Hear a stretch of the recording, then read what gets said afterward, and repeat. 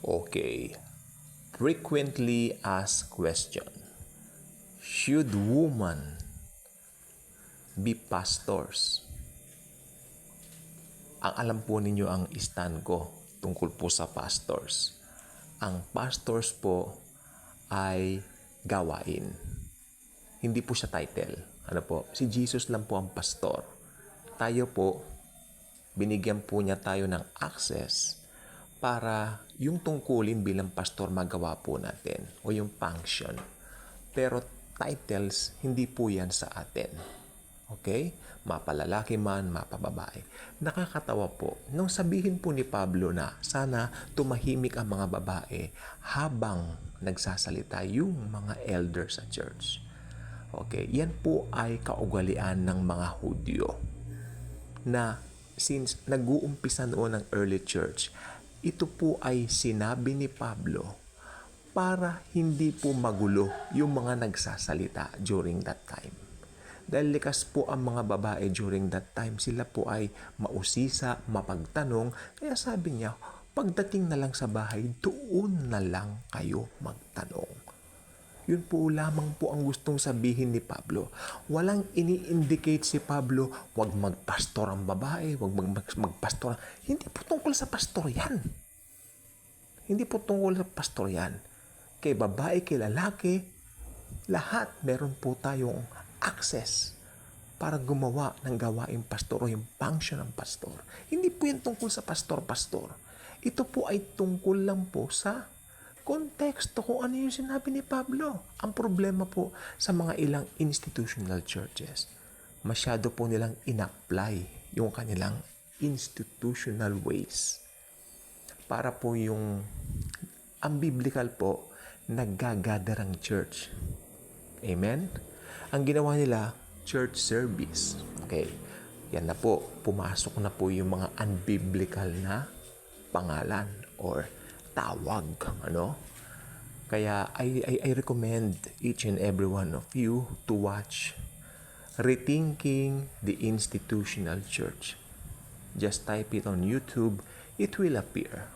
Again, Rethinking the Institutional Church for more infos. Let's go back to the word of the Lord Jesus Christ. Let's go back to the Bible. Malapit na pong dumating ang Panginoon. Baka, di po ba, sa ating mga believers, sa rapture. Hindi pa siya darating ng second coming. Rapture muna po. Ano po? How about doing some biblical manners, biblical things, bago niya tayo i-rapture?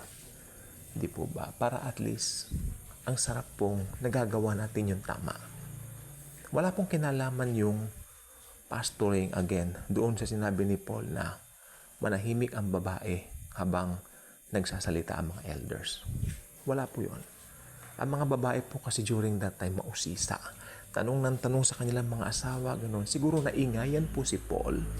Ayon sa mga ilang Bible experts na talagang nag-aral ng Bible, naingayan si Paul sa kanila, kaya po niya yun binanggit. Tandaan po ninyo, yung 1 Corinthians na yan at 2 Corinthians na yan, yan po yung early church. Biblical church yan. Hindi po yan institutional church, tulad ngayon. Tapos sa kanila i-apply tungkol na yun sa pastor. Kay babae ka, kay lalaki ka, huwag ka magpapatawag ng pastor o pastora. Si Jesus lang po ang shepherd, siya lang ang pastor. Pero binigyan niya tayo ng access doon sa tungkulin o gawain yon o function. Function, binigyan tayo. Pero yung magpapatawag ka ng pastor ay hindi po. I hope naliwanagan po kayo sa munting vlog na ito. That's why if you're not yet a subscriber of this channel, I invite you to do so. Click the notification bell, share this video, share the wonderful love and grace of the Lord Jesus Christ. Again, ang Panginoong Heso Kristo po ay napakabuti. Anytime nara-rapture na po niya tayo, nagpapakita na po yung mga ibang senyales, nagpapakita na po sa mga nangyayari sa mundo. Maging mapagmatsyag tayo, but before that, let's share His goodness, let's share His blessings para sa ibang mga tao na makakilala rin sa Kanya at siya tanggapin bilang personal nilang Lord and Savior. Thank you, and as always and forever, Jesus truly loves us all.